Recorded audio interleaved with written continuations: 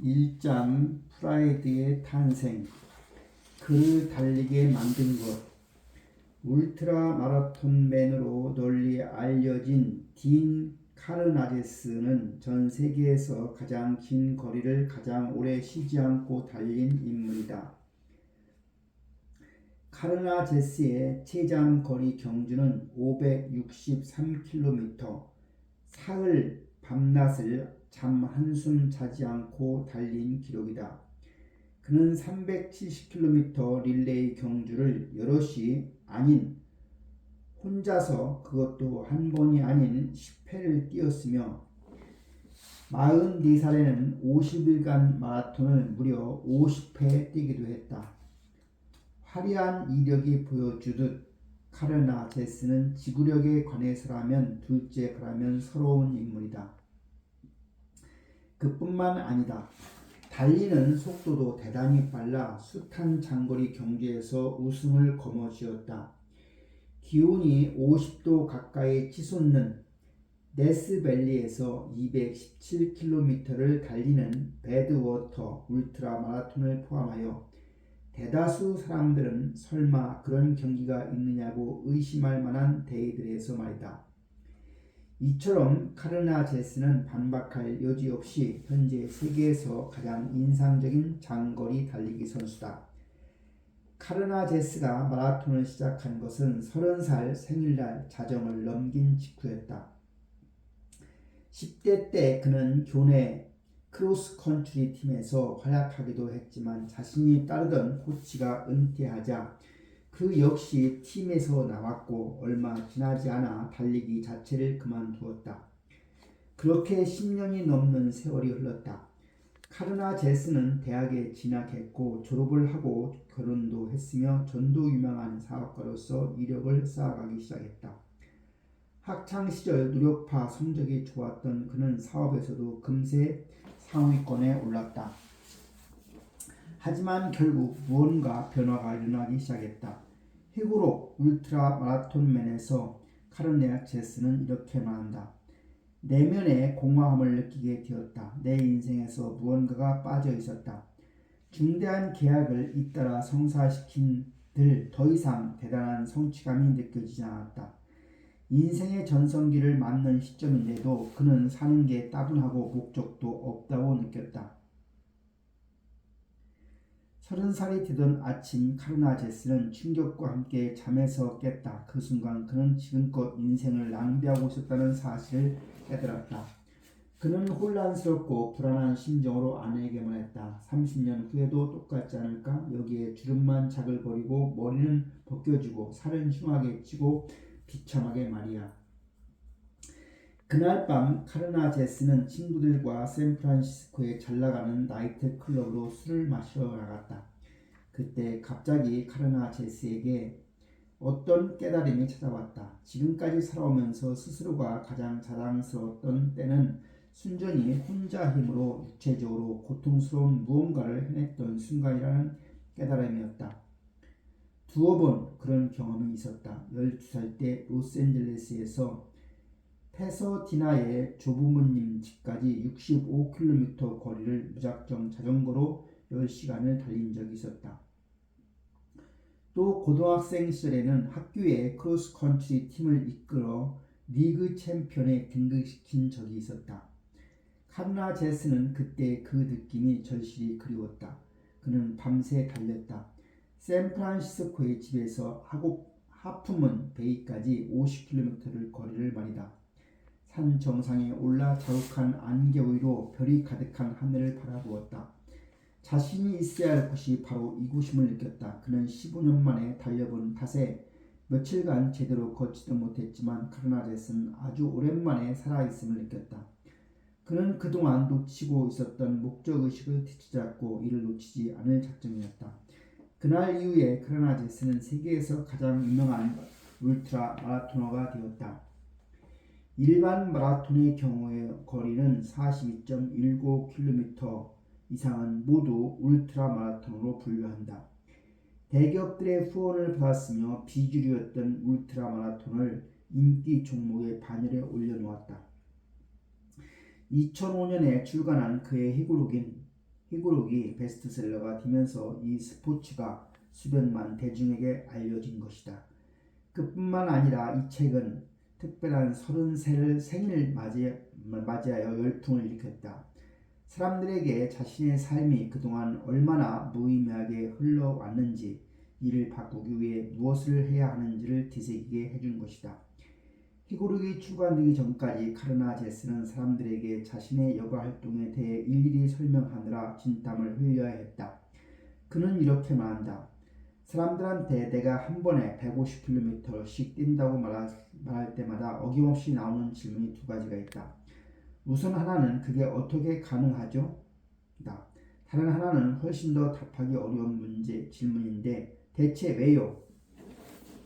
카르나 제스는 극단적인 달리기로 부와 명성을 얻었다. 그는 달리기를 하는 동안 물론 하지 않는 사람들에게도 영웅이 되었다. 2007년 타임지에는 그를 세계에서 가장 영향력 있는 100명 중에 한 사람으로 선정했다. 하지만 이러한 결과들이 카르나 제스가 왜 달리기를 하는가에 대한 답은 되지 못한다. 무엇이 그토록 그를 달리게 만드는 것일까? 이는 동기부여의 문제다. 다른 동물들도 그렇지만 인간이 자신에게 좋은 것을 행하는 까닭은 그것이 자신에게 좋다는 사실을 알기 때문만은 아니다. 조금 의아할지는 모르겠다. 오늘 아침에 이를 닦는 게 양치질이 치아 건강에 좋다는 걸 알기 때문에 한 일이 아니라고 생각해보자. 어떤 행위가 자신에게 최선임을 안다고 해서 동기가 부여되진 않는다. 암 자체에는 우리를 움직이게 하는 힘이 없다. 카르나 제스가 달리기 시작한 것은 그것이 자신의 인생을 바꿔주자는 것을 알았기 때문이 아니다. 무언가를 느끼고 싶었기 때문이다. 우리에게 주요하게 동기를 부여하는 것은 지식이 아니라 감정이다. 우리가 매일 양치질을 하는 것은 그러지 않으면 나중에 치과를 가게 될지도 모른다는 두려움 때문이다. 입냄새 걱정도 있었을 것이다. 이처럼 불안과 두려움 같은 감정이야말로 지식 자체는 하지 못하는 일, 즉 행동을 하게 만드는 동력이다. 카르나 제스처럼 어떠한 성취를 위해 땀 흘려 노력하는 사람들에게 동기를 부여하는 감정이 바로 자부심이다.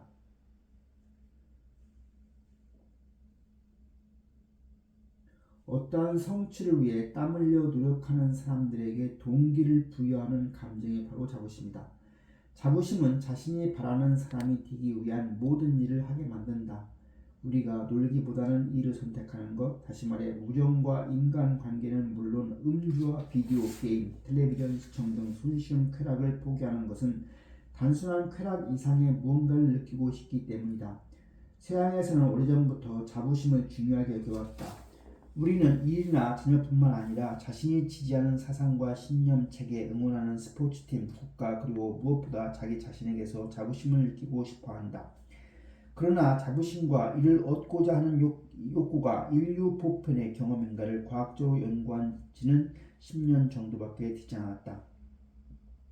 지금까지도 학자들은 자부심을 사람의 인생에 중대한 영향을 발휘하는 힘으로 여기지 않았으며 심지어는 감정으로 분류하지도 않았다. 두려움, 분노, 슬픔, 기쁨처럼 인류가 공통적으로 공유하는 기본적인 감정으로 간주하지 않았던 것이다. 사실 자부심에 대한 생각 자체를 거의 하지 않았다고 해도 과언은 아니다. 그런데 자부심은 보편적 감정인가라는 질문에 심오한 함의가 있다. 만약 자부심이 일부 문화권 사람들만 경험하는 것이라고 가정해보자. 그렇다면 자부심은 인간 본성의 토대가 아니라 후천적으로 획득된 문화적 산물이라는 뜻이 된다. 딘 카르나 제스를 밤새 달리게 만든 그 느낌, 자신에게 중요한 것을 위해 스스로를 다 바쳐 노력하게 만드는 그 감정이 우리 인간에게 생물학적으로 내재된 선천적 속성이 아니라 일부 즉 부모님과 선생님, 친구들 혹은 동료들이 부여한 요소라는 셈이다. 이와 반대로 만약 자부심이 지구상에 존재하는 모든 문화권 사람들이 경험하는 인간 고유의 감정이라면 이는 자부심이 우리가 유전적으로 물려받은 생물학적 구성의 일부, 즉 인간 본성의 일부라는 뜻이 됩니다. 이는 인류가 자부심을 경험하도록 진화되었기 때문이며 그런 자부심의 이점을 우리가 아직도 제대로 이해하지 못하고 있다는 의미다. 따라서 자부심이 보편적인 감정인가 아닌가 하는 물음의 답을 구하는 것이야말로 이 강력한 감정을 이해하기 위한 출발점이다. 이뿐만 아니라 자부심이 개인의 삶을 물론 인간이라는 종으로서 우리에게 미친 영향을 파악하고 자부심을 더욱 의미 있게 사용하는 방식을 이해하는 첫걸음이 될 것이다. 자부심은 감정인가? 세상에는 각양각색의 사람들이 있지만 대다수가 밤이면 달리기보다 잠을 택하듯 우리 인간에게 수많은 공통점이 있다. 배가 고프면 먹을 것을 원하고 목이 마르면 물을 찾는다. 아픔을 싫어하고 즐거움을 추구하며 온화한 날씨를 선호하고 들이마시는 공기 속에서 최소한 21%의 산소를 필요로한다. 이 전부는 우리 모두에게 생물학적 보편적으로 주어진 특성이다. 이런 요소들과 비교할 때 감정을 느끼고 표현하는 능력은 덜 중요하게 여길지도 모른다. 그러나 이 역시 사람을 사람다운 존재로 만들어주는 하나의 보편적 특성이며 우리의 본성을 형성하는 데 중대하게 기여해온 요소다. 감정은 인간이 존재해온 기간 동안 무수히 맞닥뜨려 온 사건들, 즉 우리의 안전과 생존에 위협이 되는 상황에 대한 생물학적, 생리학적 반응이다. 자연 선택을 거치면서 감정은 인류가 이러한 위험에 최대한 적응력 있게 대처하도록 진화했다. 감정은 우리 개개인의 생존 가능성을 높여 자신에게 자신의 유전자를 전달할 수 있게 해주는 중요한 수단이었다. 두려움이라는 감정적 경험을 만들어내는 데 작용하는 뉴런, 즉 신경세포와 시냅스, 근육, 혈관의 복잡한 연결망을 생각해보자. 이 연결망은 우리 자신이 위험에 처할 만한 일이 벌어졌을 때 촉발된다. 우리의 뇌는 즉각적으로 이러한 사건을 위협적이라고 해석하고 이 해석은 정신적, 물리적 반응을 연쇄적으로 발생시킨다. 여기에는 심박수 증가나 땀흘림 등의 생리적 변화, 위협의 원천에 대한 경계 및 주의 강화 등 인지적 변화, 갑자기 온몸이 굳거나 눈이 희둥그레져 시각적으로 더 많은 정보를 획득하는 동시에 주위 사람들에게 위험을 알리는 등의 행동적 변화가 포함된다. 이뿐만 아니라 우리의 주관적인 경험에도 변화가 발생한다. 말 그대로 두려움을 느끼는 것이다. 그러나 이 느낌은 빙산의 일각으로 맞닥뜨린 난국에 대해 우리 몸이 내놓는 해결책 중에 지극히 일부이다. 이 모든 변화가 향하는 목표 지점은 하나다. 바로 두려움에 질린 이 사람을 위협을 모면하는 가능한 가장 유능한 장치로 변화시키자는 목표다. 인류가 감정이라는 능력을 발현한 뒤 수천 년이나 지난 지금도 우리는 이 진화 도구를 본능적으로 지각한다. 한밤중 기분 나쁜 소리에 잠에서 깬다면 무슨 일인지 침대를 박차고 나가 살펴보기 전에 먼저 몸과 마음이 어떤 상태인지 잠시 확인해보자. 단 몇 초가 지났을 뿐인데 의식이 전에 없이 명료하게 깨어있을 것이다. 가슴은 두근거리고 혹시 아까 주방에 둔 물건이 떨어진 건 아닌지 생각하느라 머릿속이 팽팽 돌아갈 것이며 근육은 바짝 긴장해 당장이라도 달려나갈 채비를 마쳤을 것이다.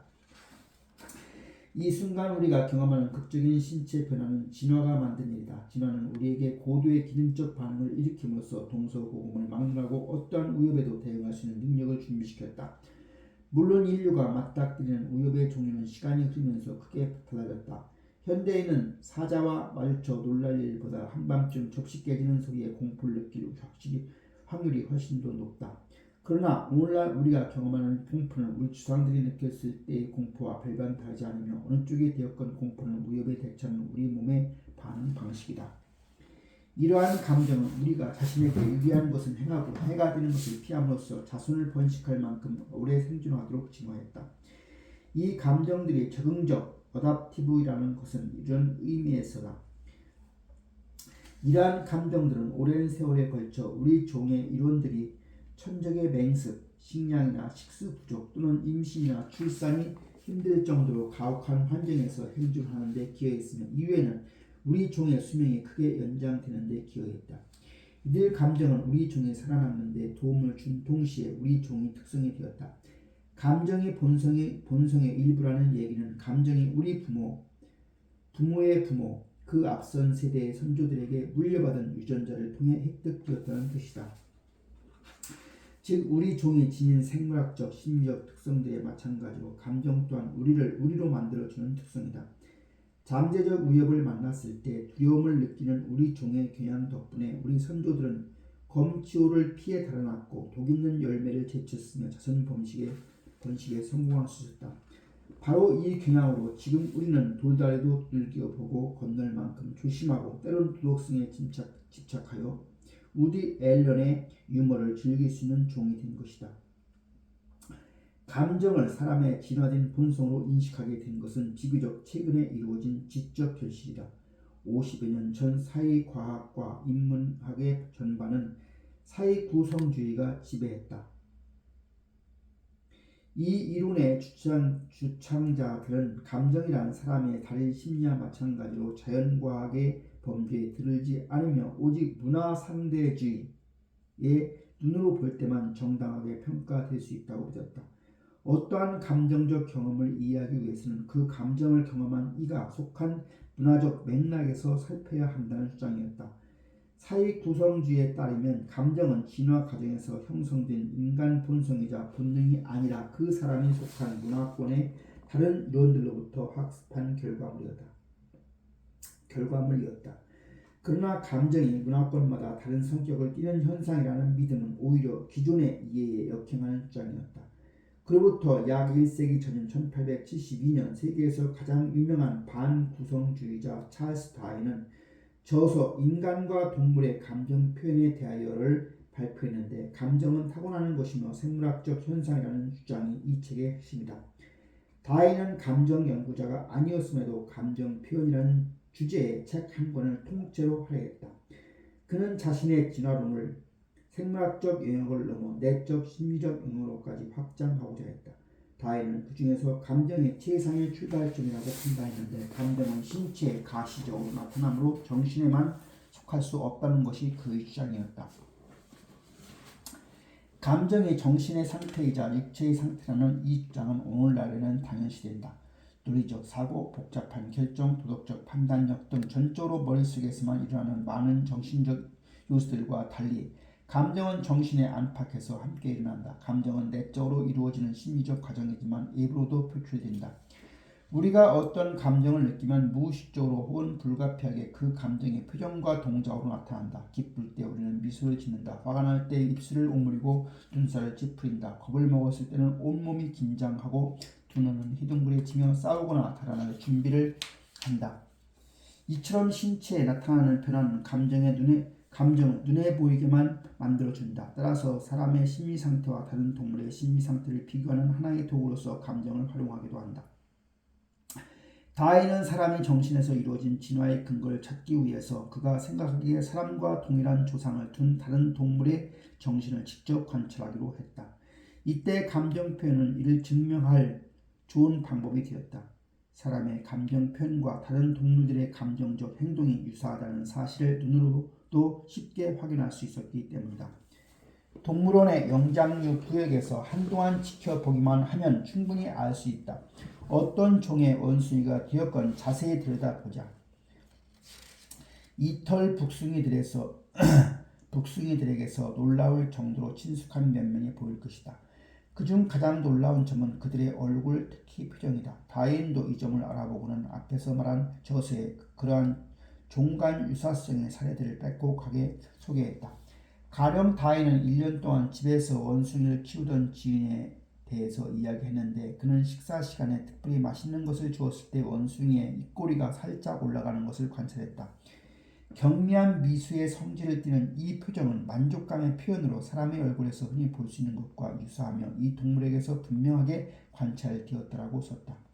다윈은 영장류에서 그치지 않고 다른 동물에 대해서도 이 주장을 이어갔다. 가령 개가 다른 개에게 접근하면 이런 식이다. 귀를 쫑긋 세우고 눈은 상대의 눈을 골똘하게 응시하며 목덜미와 등이 털이 곤두서고 발걸음은 눈에 띄게 뻣뻣하며 꼬리는 바짝 세운다. 이 특성도 우리와 비슷한데 우리는 성난 사람을 보고 종종 고개를 빳빳이 들었다는 표현을 쓴다. 사람과 다른 동물의 표정에서 나타나는 이런 유사성을 자연 선택을 통해서 이루어진 진화가 아닌 무엇으로 설명할 수 있을까? 우리의 표정이 오래전에는 다른 동물이었을 우리 조상으로부터 유전된 것이 아니라면 어떻게 다른 동물들에게서 나타나는 표정과 그렇게 비슷할 수가 있을까? 그럼에도 불구하고 다윈의 주장, 즉 사람의 감정이 사람이 아니었던 우리 조상에게서 물려받은 특질이라는 주장이 널리 받아들여지는 데는 오랜 시간이 걸렸다.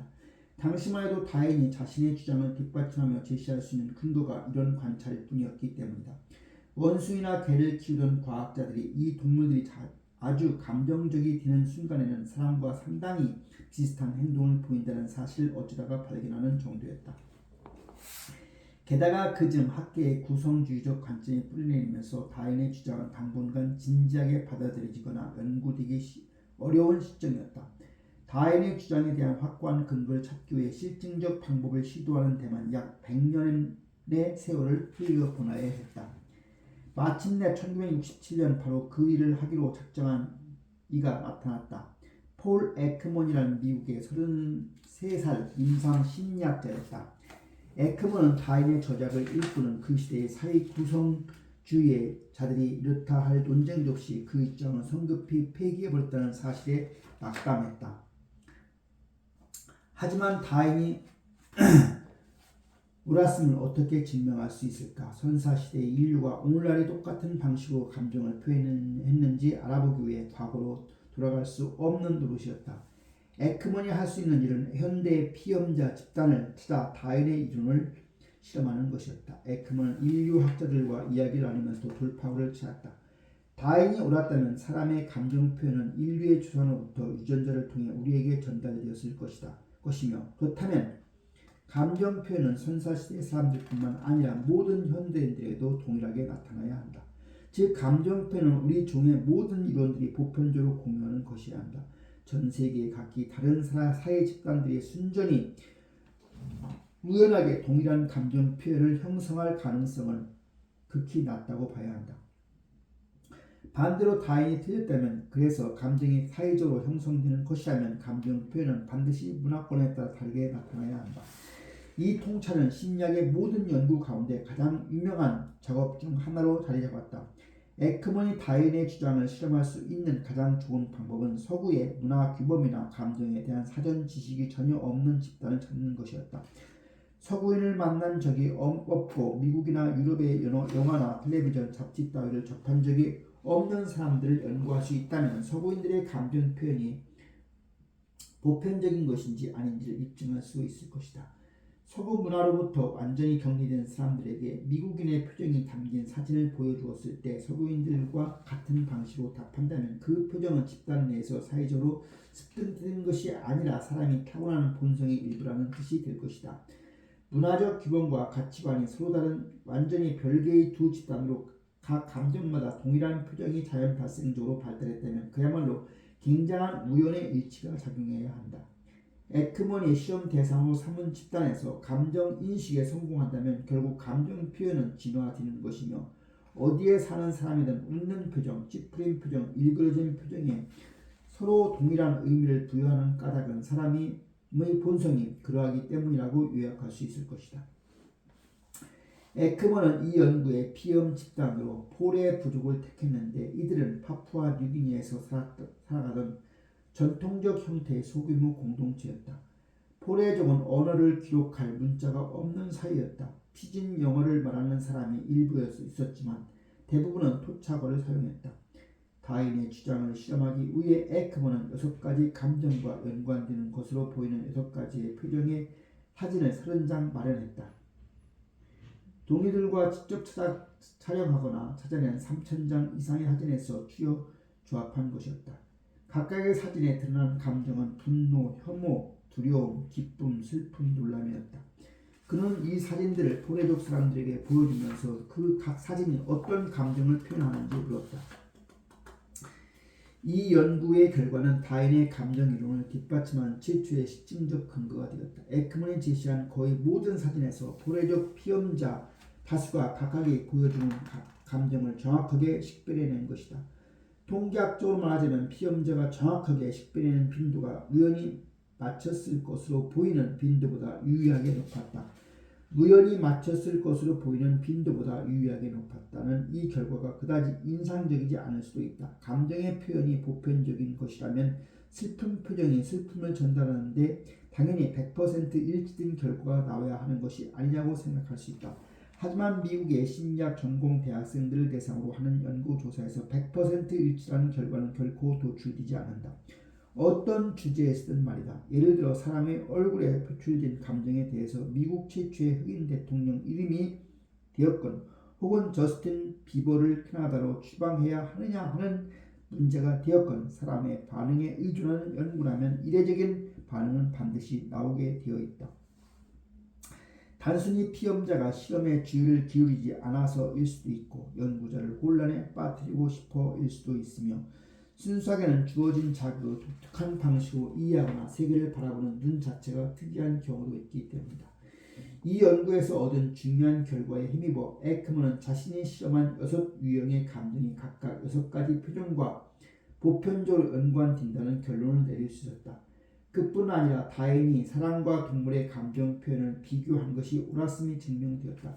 전 세계 모든 곳의 사람들이 어떠한 표정을 모두 똑같은 감정으로 인식했다면 이러한 지식은 우리가 그렇게 진화했기 때문에 우리에게 있는 것이 틀림없다. 우리 본성의 일부임이 명백한 것이다. 이 연구 결과는 우리 감정이 문화적 산물에 지나지 않는다는 사회 구성주의자들의 이론과 주장을 무너뜨릴 가장 강력한 동거가 되었다. 에크먼의 연구는 심리학에서 감정을 이해하는 방식을 완전히 뒤바꾸어 놓았다고 해도 과언이 아니다. 그 전까지 대부분의 심리학자들은 감정을 문화적으로 습득하는 것으로 보았고 따라서 심리학보다는 인류학의 영역에 속한다고 여겼다. 이 입장에 동의하지 않는 소수의 심리학자들은 프로이드의 정신분석학에 중점을 둔 이론가들로서 그들에게 감정은 주로 성적인 방어 기제에 인생을 소모하게 만드는 병리학적 본능이었다. 에크먼의 연구 결과에 따르면 감정이란 한마디로 그런 게 아니었다. 감정은 문화권에 따른 다른 것이 아니며 사회화의 산물도 아니다. 오히려 감정은 심리학적, 생물학적으로 사람의 본성이며 선조로부터 물려받은 선천적인 것, 나아가 건강한 경험과 행동 범주에 속하는 것이다. 이 새로운 이해는 정통 심리학의 중대한 변화를 촉발했다. 심리학자들은 감정을 연구하기 시작했고 이는 종종 감성과학, 어펙티브 사이언스로 불리며 심리학 분야의 주요 전공으로 자리 잡았다. 20세기 말 이후로 감정이 심리학의 중심을 차지하면서 많은 학자들이 감정을 사람의 모든 행동을 지배하는 동력으로 보게 되었다. 현재 대부분의 심리학자들은 우리가 내리는 모든 결정, 우리가 추구하는 모든 관계, 그리고 우리가 원하는 모든 것과 그와 관계된 모든 판단과 행동, 욕망이 감정의 영향을 받는다는 데 동의하고 있다. 흔히 옳고 그름에 대한 판단은 합리적 사고나 논리의 의거에 이루어진다고 생각하지만 사실은 이조차 본능적인 감정 반응에 의해 유발되는 경우가 더 많다. 고도로 정교한 추론 과정을 거쳐 판단한다고 스스로는 생각할지 몰라도 많은 연구 결과가 말해주는 것은 우리가 실은 자신이 믿고 싶어하는 바를 합리화하는 정교한 근거를 만드는 데 대단히 능하며 우리가 믿고 싶어하는 바는 거의 예의 없이 감정에 의해서 만들어진다는 사실이다. 에크먼의 포례력 연구의 상당 부분이 힘입어 감정은 사람의 정신에서 매우 중요한 기능을 담당한다는 것이 받아들여졌다. 하지만 여기에는 중요한 조건이 하나 있다. 이 이론은 모든 감정이 아니라 일부 감정에만 적용된다는 사실이다. 에크먼은 불과 6가지 감정에서 보편적인 표정을 찾아냈다. 그 결과 이 감정들은 심리학 그 중에서도 감성과학이라는 하의 분야에서 특별한 지위를 차지하게 되었다. 에크먼의 증명을 통해 분노, 혐오, 두려움, 기쁨, 슬픔, 놀람은 기본 감정, 즉 우리 본성의 기본으로 여겨지게 되었다. 다시 말해서 인간 이 감정들을 나타내는 표정이 보편적이라면 이 6감정 또한 보편적인 것이어야 하며 진화의 산물이어야 한다. 그러나 에크먼을 포함한 일부 학자들은 여기에서 더 나아가 감정에는 이 6가지 기본 감정밖에 없다고 주장했다. 어떤 감정이 이 6유형의 보편 표현 테스트에 통과하지 못한다면 흥미롭고 연구해 볼 가치는 있겠으나 진짜 감정으로 간주될 수 없다는 것이었다. 딘 카르나제스로 하여금 단숨에 수백 킬로미터를 달리도록 이끌었던 나로 하여금 커피 바리스타 일을 그만두고 대학원에서 심리학 전공을 시작하게 했던 감정은 자부심이었다. 그러나 자부심은 에크먼의 기본 감정에 포함되지 않는다. 그렇다면 자부심은 우리의 본성이 아니라는 뜻일까? 아니면 심리학의 패러다임을 바꿔놓은 에크먼의 획기적인 연구가 무언가를 놓친 것일까?